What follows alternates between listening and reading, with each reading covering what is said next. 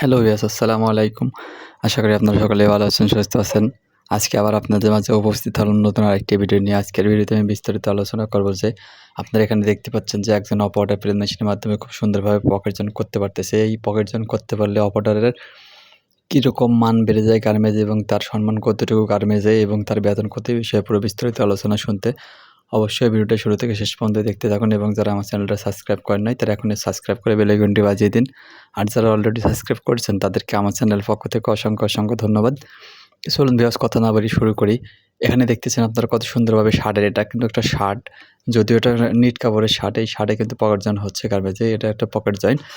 এই pocket জয়েনের operator কিন্তু মান কিন্তু গার্মেজে অনেক বেশি এবং পকেট জয়েন যারা করতে পারে প্লেন মেশিনের মাধ্যমে তারা কিন্তু অবশ্যই একটা সিনিয়র অপারেটর।